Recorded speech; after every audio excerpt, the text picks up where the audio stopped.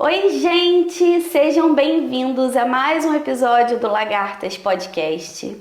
Hoje a gente vai falar sobre recalcular a rota. Quando as situações das nossas vidas possuem duas dimensões e podem ser interpretadas de diversas maneiras, isso pode nos causar angústia, ansiedade ou também pode nos guiar a mudanças. Ao decorrer da vida, nós temos que tomar muitas decisões e lidar com dezenas de possibilidades que farão total diferença no nosso futuro, né? A gente fica inseguro, a gente não sabe mais se deve continuar, qual que é o movimento natural. E aí a gente decidiu falar sobre isso aqui no Lagartas Podcast. Antes da gente continuar, eu vou me apresentar. Eu sou a Piti, eu sou escritora, pedagoga e um monte de coisas aí. E a gente está aqui, eu e a Andréia, em vários episódios falando sobre a vida, sobre transformações. Se você está aí no Spotify, dá uma olhada que tem episódios lá pro alto. Se estiver no YouTube, não sei onde vocês estão. Mas eu gostaria de agradecer muito os depoimentos, porque não são nem comentários, né, André? Os depoimentos que vocês andam deixando pra gente lá no YouTube. São depoimentos ricos, assim, eu tô apaixonada. E aí eu vou deixar a Andréia se apresentar e vou falar um pouquinho mais sobre isso. Olá, gente, prazer estar aqui com vocês mais uma vez. Eu sou a Andréia Pinheiro, eu sou psicanalista, psicopedagoga, doutoranda em psicanálise, saúde e sociedade e atendo aqui na minha clínica, na cidade de Valença, públicos de todas as idades. E eu e a Piti estamos aqui sempre propondo vocês novos diálogos, novas rotas, novas possibilidades. É isso. E aí o que acontece, gente? Como a gente está vendo vocês bem engajados com o programa, né, com o podcast, tem bastante gente postando coisas bem pessoais lá que me deixam bem sensibilizada.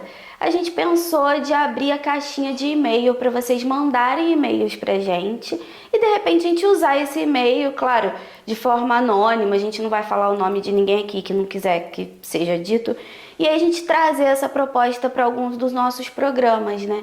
Alguma dúvida que você tenha. Então a gente vai abrir a caixinha de e-mail para vocês, eu vou colocar o endereço do e-mail lá embaixo na descrição, e vocês podem começar a mandar e-mail pra gente, certo? Certíssimo, Piti. Aproveita a oportunidade. Eu acho muito interessante, eu sou muito simpática à ideia de que a psicanálise dialogue com o laço social. E eu acho que realizar, transmitir a psicanálise é isso, né? E essa caixa de e-mail vai ser muito interessante porque além do depoimento, para a gente entender se o diálogo está sendo, que a gente propõe está sendo alcançado, né? Com certeza. Porque sempre foi isso que a gente quis fazer, né? E, inclusive, quem assiste pode trazer dicas e também sugestões. Isso mesmo. Para aquilo que atravessa vocês de alguma forma, né?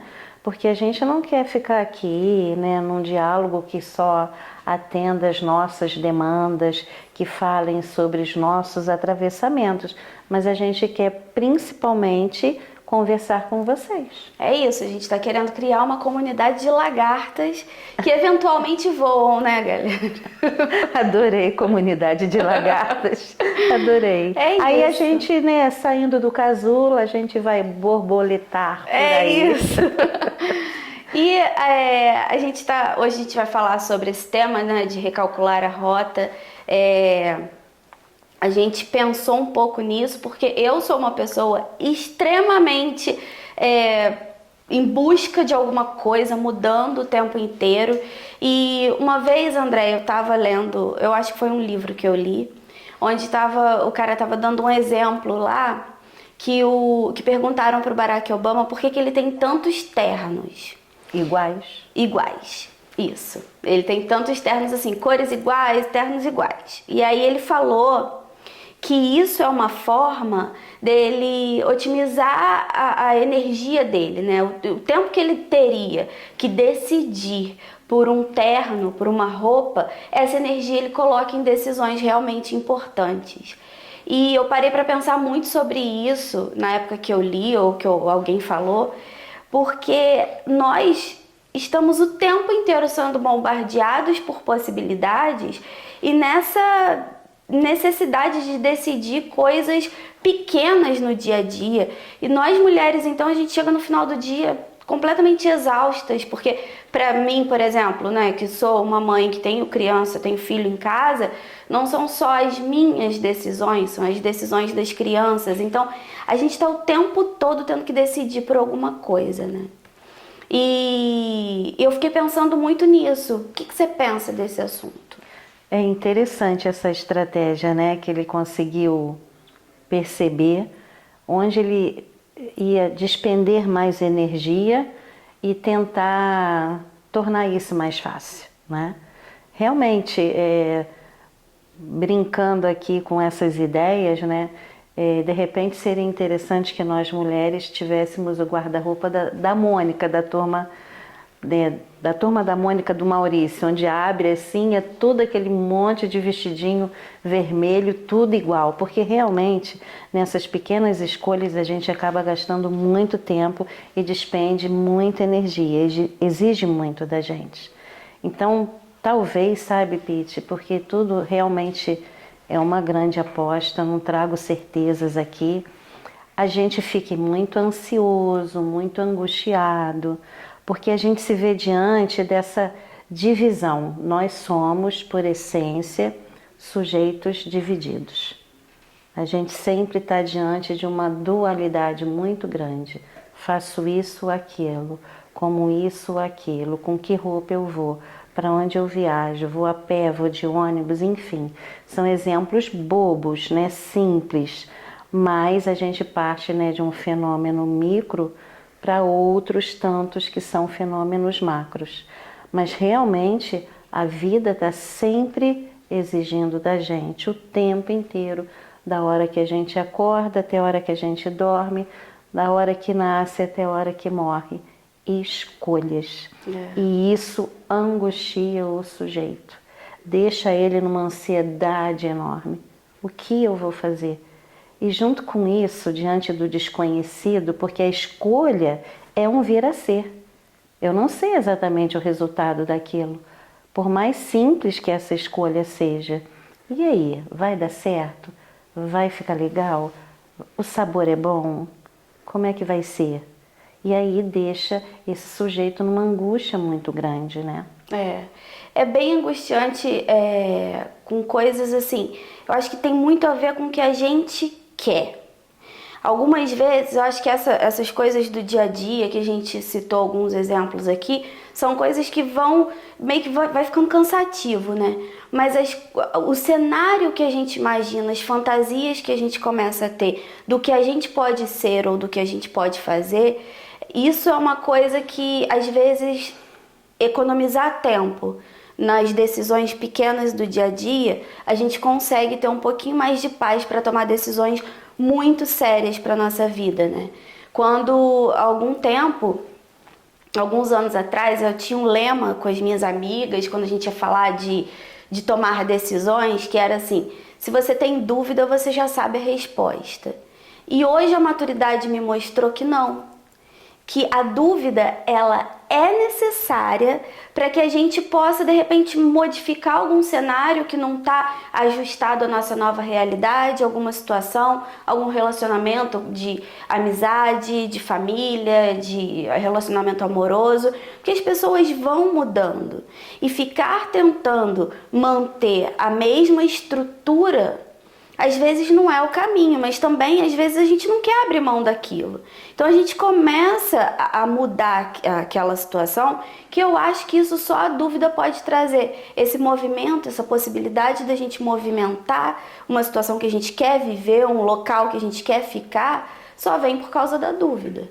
A dúvida é do ser humano, né?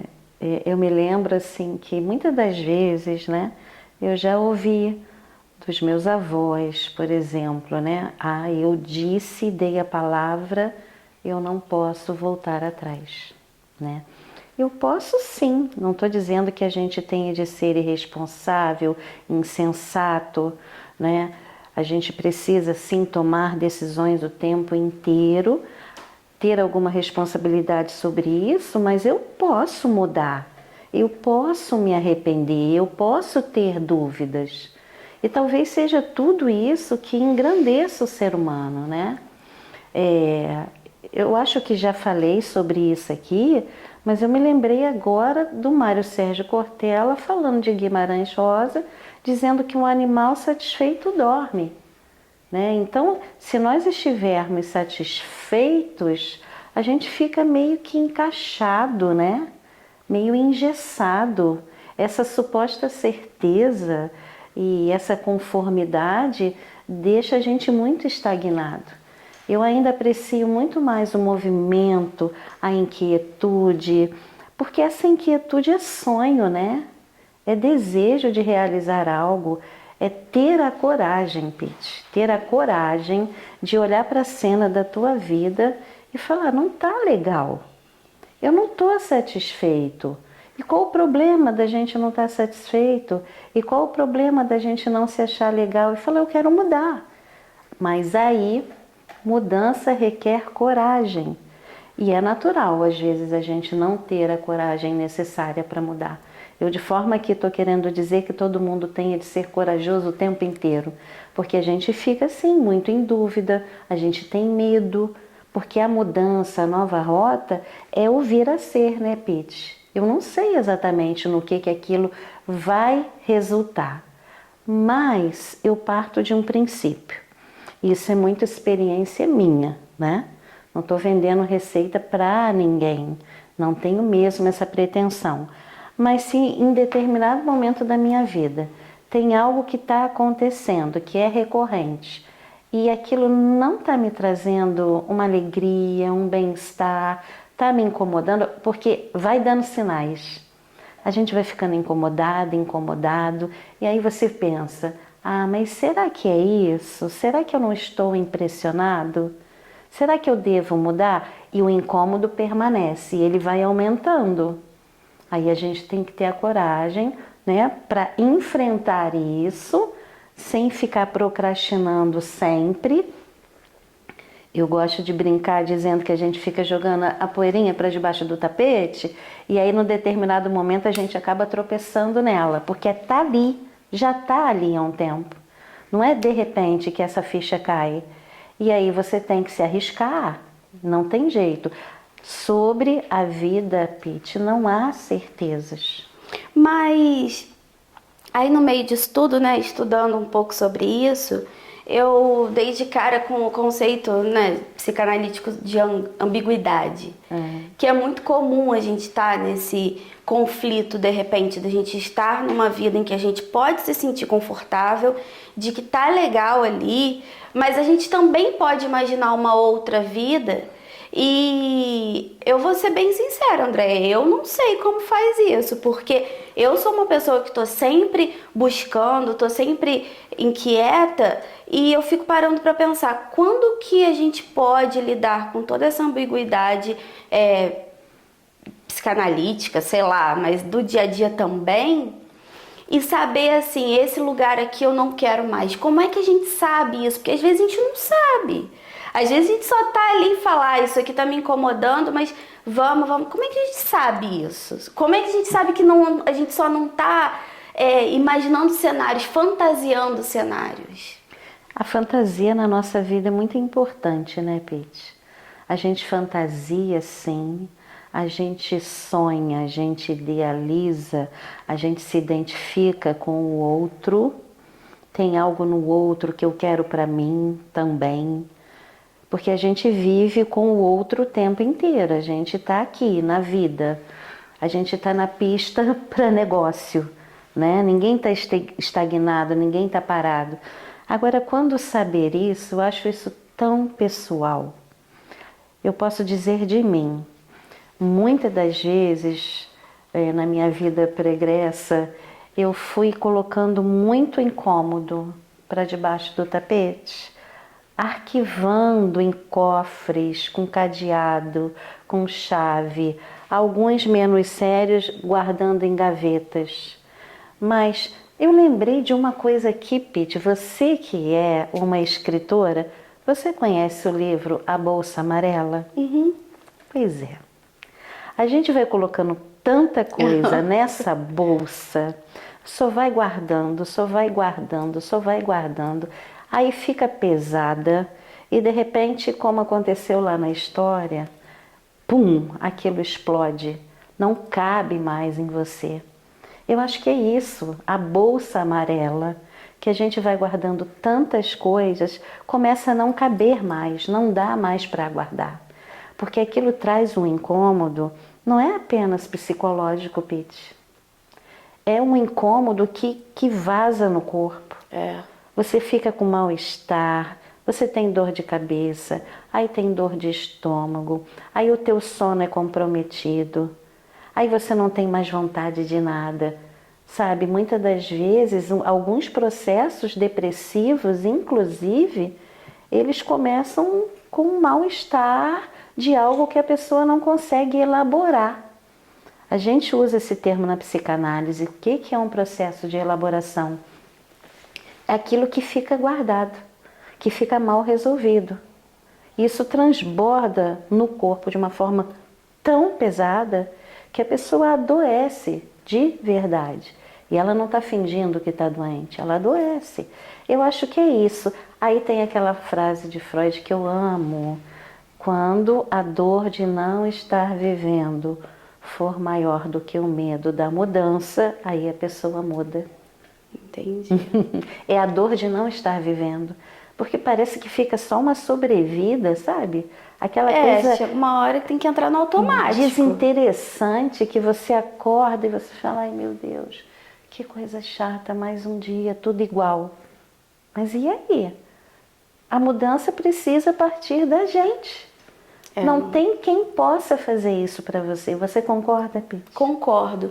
Eu tô sempre, como eu falei, lidando com grandes mudanças na vida, né? E aconteceu uma mudança um tempo atrás aí que teve a ver assim, que nossa, mudou meu dia a dia, mudou a minha rotina.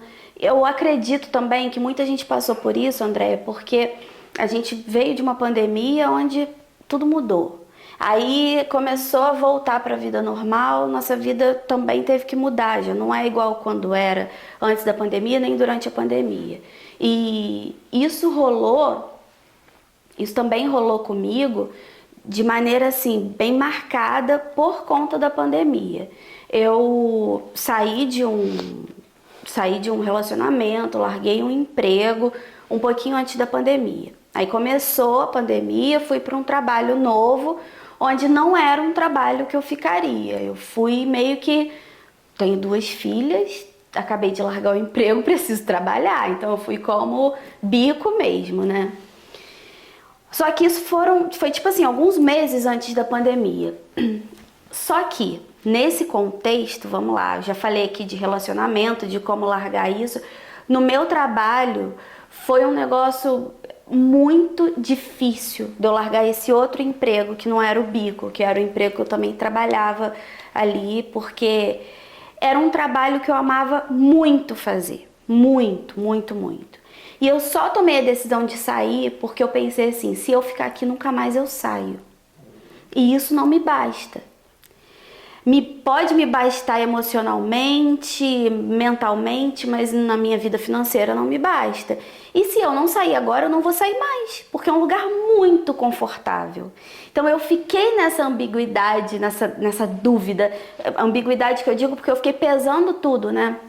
Colocando lá prós e contras. Foi um processo de mais ou menos 1 ano até eu tomar a coragem. O meu processo de tomar decisão, ele começa assim, eu tomei a decisão é aqui dentro. Eu vou demorar para tomar a decisão realmente assim, anunciar para todo mundo e fazer alguma coisa. Primeiro a parada tem que acontecer aqui dentro. Depois que eu já decidi, que eu botei esse prós e contra ali, que eu consegui analisar, aí eu consigo tomar a decisão. E aí foi vindo aquele riacho de mudanças na minha vida. Eu larguei o emprego, entrei em outro que eu sabia que eu não iria ficar, porque eu queria, era um emprego menos mental, então eu queria ter tempo para estudar em casa e logo, pum, pandemia. Ali foi assim, o que eu vou fazer agora? No meio disso tudo, eu comecei um relacionamento com o meu atual companheiro e aí ele fazia pães artesanais e a gente começou a investir nisso em casa. Então foi um processo também durante os anos da pandemia. A gente estava dentro de um apartamento, de repente a gente sai do apartamento, aluga uma casa maior, constrói uma cozinha, faz tudo vendendo a beça, o negócio decolando super bem. E aí eu comecei a ver os dois naquela assim, não sei mais se é isso que eu quero fazer. Essa coisa que a gente vai acumulando as coisas do dia a dia, então foi um processo muito doloroso e muito forte, porque a gente se viu num lugar que aquilo ali que a gente estava fazendo, por mais que a gente amasse fazer, já tinha mudado a situação, sabe? Porque, por exemplo, a gente ama cozinhar. A gente já não cozinhava mais com aquele carinho que a gente tinha que fazer, porque era tudo na correria, então a gente teve que mudar e foi uma coisa muito dolorosa pra gente. Então você acha que isso é um processo que acontece com todo mundo? Às vezes você tá vivendo uma coisa que você gosta muito, porque o que eu tô te mostrando são duas situações onde eu estava feliz com o que eu estava fazendo, que inclusive os pães a gente adorava fazer, só que foi chegando uma hora que a parte de fora foi causando mais incômodo, porque não dava mais para fazer um pouquinho de pão por dia, tinha que frenético, automatizar, e a gente não queria mais aquilo. Então são duas situações na minha vida onde eu amava o que eu estava fazendo, mas eu tive que optar por não fazer mais. Ideia não era suficiente, não. Né? No senso comum, Pete, as pessoas costumam muito dizer, não, mas por que você está insatisfeito? Você tem que agradecer pelo que você tem. Mas eu acho que é a história pessoal de cada um é que sabe, né, os BOs, né, seus BOs, os boletos simbólicos que eu costumo muito dizer que ele paga. O que a pessoa tem de fazer por trás dessa cena para dar conta de sustentar isso, né? No teu caso, uma cozinha frenética que deixou de ser um hobby, deixou de ser um prazer e virou uma coisa meio alucinante, né? Sem ter tempo nem para pensar, deixou de ser curtição. E sim, muitas das vezes a gente sonha tanto por alguma coisa e no momento que aquilo é alcançado, aí deixa de ter tesão por aquilo. Pode parecer louco, mas se você parar para pensar, quem está aí ouvindo a gente, quantas das vezes você já não se viu diante dessa situação? Aí eu desejo tanto uma coisa, na hora que eu consigo, perde a graça. A gente é assim, a gente é movido pelo desejo de algo que ainda não foi conquistado. Eu desejo o que eu não tenho ainda. A partir do momento que eu alcanço, com maior ou menor intensidade, eu curto aquilo, mas daqui a pouco eu já olho para o outro lado. A vida não é uma visão tubular, a vida é uma visão periférica. É claro que uns mais, outros menos, né? Eu acho, Pete, que esse nosso projeto está dando tão certo porque nós duas somos duas inquietas. É verdade. Quantas vezes você já me falou que recomeçou sua vida? Muitas! Quantos novos voos, novas rotas, quantas decolagens, quantas aterrissagens, né? Você já não se viu diante. Algumas aterrissagens, inclusive, emergenciais, né? Eu também posso dizer que eu já recomecei tantas vezes, mas isso exige da gente uma possibilidade de manobrar, de ser resiliente, né? Eu gosto do termo ter área de manobra, né? É sobre, brincando, gente, novamente, ter brincado muito de rodar bambolê na cintura quando era criança, porque quando a gente não tem, a gente tem mais dificuldade de recomeço. Eu acredito até, você então é um recorte total da sua geração, porque a minha geração é daquela que já enfrenta isso numa boa, já está lidando com novos formatos de trabalho, o trabalho já não é mais como eram nossos pais, por exemplo. Mas você tá ali, por exemplo, você tem uma idade muito próxima da minha mãe. Não tão próxima, acho que uns 5 anos de diferença. A minha mãe já é da geração que acordava, falava que ia trabalhar em tal coisa e tá lá 40 anos fazendo a mesma coisa. Sabe, tá ali pra sempre, tá ali e isso é normal. Ela não consegue imaginar coisas diferentes. Já entrou no automático, acorda 5 horas da manhã, enfrenta ônibus, vai, não falta trabalho, não tira férias, não faz. Isso é muito comum na geração da minha mãe. Não é só ela que faz isso. Não. Nós não, a gente já tá ali querendo mudar, querendo readaptar e reconstruir lugares, né? E também manobrar para fazer novas rotas. Você não, você teria que estar ali mais ou menos perto da minha mãe. Ô, Pete, eu vou contar uma coisa para vocês que vocês vão rir muito. Quando eu conheci o meu companheiro, Charles, meu marido, a gente primeiro se conheceu pela rede social e quando eu disse que eu era avó, ele falou assim, gente, todo o meu conceito de vó foi por água abaixo, porque eu sou uma avó atípica, né? A verdade é que aquele conceito que se tem de vó, de receber o neto em casa, fazer né? bolinho, fazer bolo, não é. Eu amo minha neta e minha filha sabe que quando precisar eu tô ali. Mas eu sou uma mulher que viajo, que faço seminário, que vou para um lado e para o outro. Eu sou inquieta por natureza. Na verdade, Pete, eu sempre fui. Eu fico lembrando da minha infância, né? E às vezes eu fico dando boas risadas com a minha mãe, porque como que eu era uma criança ativa, né? Mas às vezes a vida impõe certas circunstâncias e eu durante muito tempo eu ofusquei meu brilho. Eu acho que foi meio isso. Tentando dar conta de relacionamentos que não deram certo, de bancar uma família. tentando se encaixar, né? Tentando me encaixar naquilo que era politicamente correto, uma formação assim, mais fechada, né? Não estou fazendo nenhuma crítica aos meus pais, não. Porque eu tenho muito a agradecer a criação que eu tive.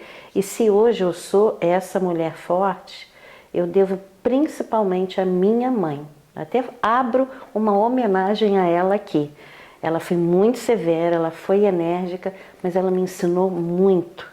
Mas eu sempre fui uma menina sonhadora. E durante um tempo no stand-by, sabe? Eu me sinto forte para correr atrás daquilo que eu sempre sonhei. Eu falei, não, peraí, não tá legal.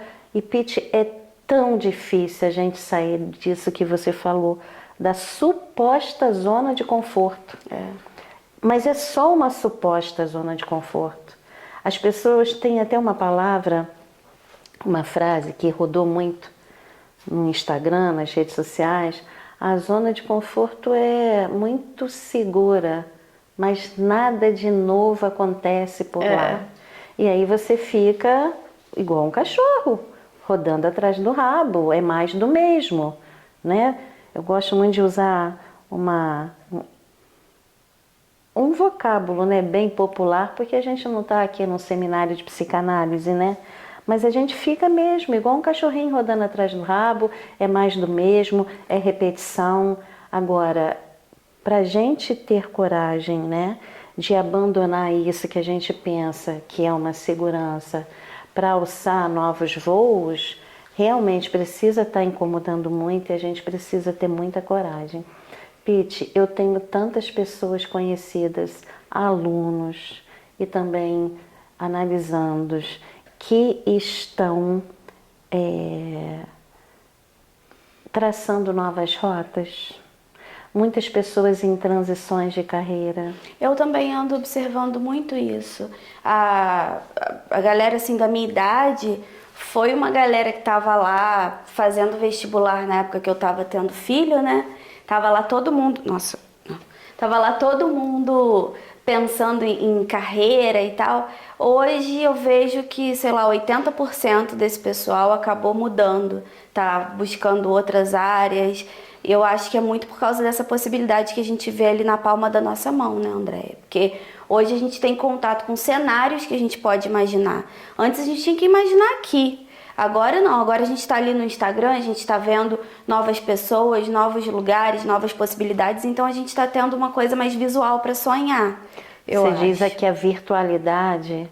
Eu acredito. Põe a gente em acesso, né? Sim. A tudo isso, né? Eu fui uma criança que, assim, eu era a louca dos livros, né? Então, eu ficava na biblioteca municipal a tarde inteira, enquanto saía da educação física, tinha que esperar o horário da minha mãe sair do trabalho, eu ficava na biblioteca municipal. Tudo que eu podia ver do mundo estava ali, naquela biblioteca. Eu tinha que ficar pesquisando, indo atrás e lendo, né? Nem livraria tinha na nossa cidade. Pra gente conseguir um livro era encomenda na papelaria, era um negócio muito difícil. E para eu saber que aquele livro existe, então era isso. Hoje, qualquer coisa eu tô aqui, eu tô procurando aqui. Então eu acho que essa possibilidade de a gente ver esses novos mundos, a gente ter contato com esses novos mundos, estão fazendo a gente se permitir sonhar mais, né? E você falou da relação com os livros, né? Eu também sempre fui uma criança apaixonada pelos livros.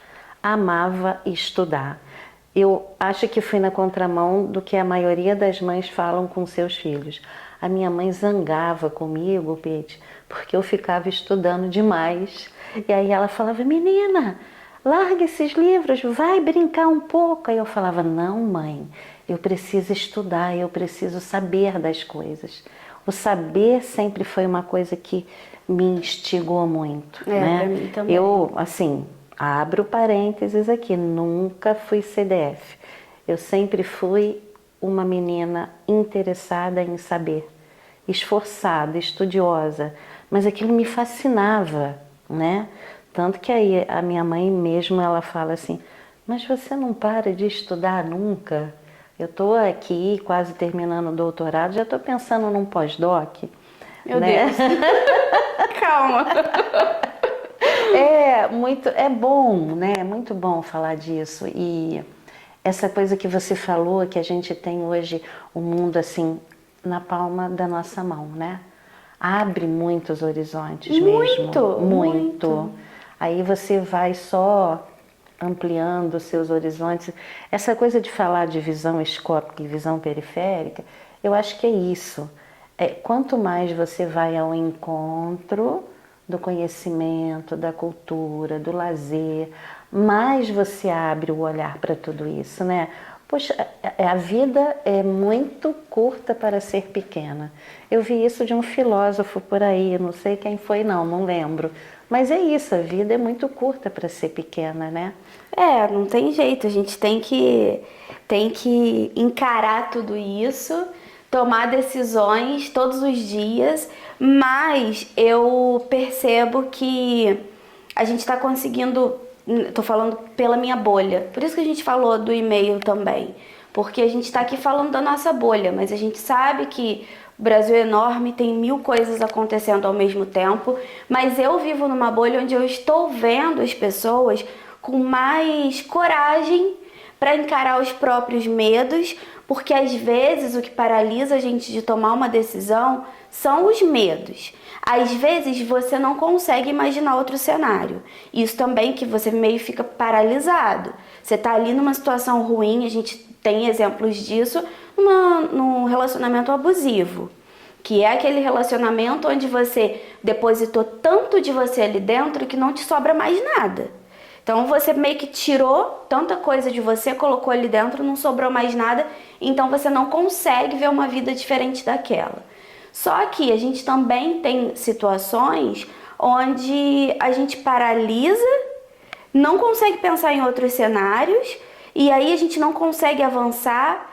O que eu pensei da gente trazer para esse episódio, que a gente está falando disso até agora, é essa necessidade de você se localizar e pensar assim, eu sei que isso aqui tá bom, eu sei que eu quero isso, mas eu posso querer outra coisa. Não é a paralisia, sabe? É aquilo assim, eu quero mais, eu quero buscar novos horizontes. Então, recalcular a rota, gente, que eu trago aqui para vocês, pra gente pensar sobre isso, tem a ver, em primeiro lugar, em poder imaginar novos mundos, em poder imaginar novas possibilidades, que a gente não tinha tanta facilidade para isso, hoje a gente tem, né? Mas, Pete, sabe uma coisa que às vezes anula, sequestra ou inviabiliza o sonho das pessoas? A pessoa não acreditar que ela seja capaz. É verdade. Eu não sei se é só isso, mas tem uma coisa que para mim, na minha infância, sempre foi muito importante. Eu fui chancelada, sabe? Eu tive uma mãe que dizia para mim: minha filha, você pode, mas olha, precisa estudar, vai lá. Todo projeto que eu apresentava para ela, ela tentava dar um jeito de fazer acontecer, né? Isso é muito importante. Quando a gente é autorizado por esse grande outro, o outro para te ouvir, o outro quer saber qual é o teu desejo, o outro conversa com você, né? Eu acho que pode não ser só, mas eu acho que isso pode ter ajudado muito. Com certeza, para mim foi essencial. Eu acho que eu já até falei aqui, a minha infância foi muito assim também.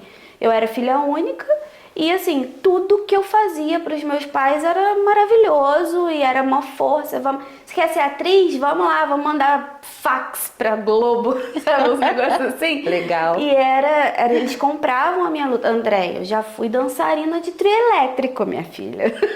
Que legal! Meu pai já me botava lá, eu querendo dançar, e eu abria exposição dançando em cima de trio elétrico. Então, com meu pai e com a minha mãe lá embaixo, achando lindo, e viajando, e arrumando cabelo, e comprando fantasia, e fazendo tudo. Então, essa possibilidade de ver novos mundos, eu tive dentro da minha casa. A gente vai sendo autorizado por essas pessoas importantes, e aí você fala: não, eu posso. Pete, você não imagina a quantidade de pessoas, né, que trazem essa narrativa de que, mas será que eu dou conta? Eu não sou capaz, sabe aquela síndrome do impostor? Sei. Né? E isso é muito ruim, porque tira da pessoa a possibilidade de sonhar, né? Para quantas pessoas eu não digo, acredita em você, né? Banca o teu sonho, paga para ver, porque se a gente não se arrisca, como que a gente vai saber se algo vai dar certo? Vai ser sempre fantasia. Eu vou continuar sempre na mesma rota.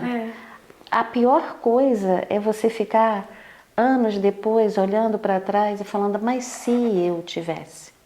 Então, se hoje, de um tempo para cá na minha vida, se alguma coisa não der certo, eu sei que é de minha responsabilidade. Né? Eu costumo dizer que morro esperneando se for necessário, mas eu não me calo, eu não fico quieta. Se não der para fazer hoje, tudo bem, eu faço amanhã, eu faço depois. Eu também sei esperar. Né? Mas eu quero. Mas eu quero, eu sei que eu vou dar um jeito, eu vou fazer do meu jeito, né? Assim, com muito jogo de cintura, volto a dizer, que também não é sobre a gente dar murro em ponta de faca, tem coisa que naquele momento não dá para ser. E a gente pode pensar, então, como é que eu contorno isso aqui? Qual é a forma de fazer isso acontecer? Quais ferramentas eu preciso para chegar lá? Isso, exatamente, né? Porque não dá para também sair de peito aberto, atropelando, né? Num campo de batalha, sem nenhum tipo de estratégia, né? É importante a gente também se ouvir. É verdade. Tem sempre uma vozinha que fica conversando aqui com você, né? E aí, André, o que você vai fazer com isso? E aí, Pete, quais as ferramentas que você tem para traçar suas novas rotas? Mas, se está incomodando e se você não tentar, você não vai alcançar novas rotas. É isso. Eu acho que é isso, né? Eu acho que sim. Acho que a gente falou bastante. Mas, como eu falei, a gente quer ouvir vocês também. Então, continuem comentando com a gente. Eu quero muito agradecer a todos os apoiadores do nosso podcast. É o Ibrapse, Companhia do Livro, GD, que é a que produz aqui pra gente, Espaço Vida Plena e Come Livros. E Come Livros. Muito obrigada. Muito obrigada pelo apoio, gente. Já tá chegando um episódio, vai chegar lá pra frente, um episódio sobre livros mais uma vez. Então acompanhem as redes sociais que a gente vai colocar alguns materiais de apoio pra gente conversar sobre o livro Retrato de Dorian Gray. Ai, uma obra literária fascinante. Vocês não podem perder. Mas eu também quero agradecer muito por essas pessoas que estão comprando a nossa ideia, que estão curtindo. Compartilhem se vocês gostarem, né? Com seus familiares, com seus alunos, com seus amigos. E coloquem lá o que vocês estão achando. Essa caixinha vai ser excelente, né? Vai ser ótimo, a gente tá esperando o e-mail de vocês. É um feedback. É isso. Tá bom? Muito obrigada. Um beijo. Beijo tchau, tchau. também. Até a próxima, Até. gente.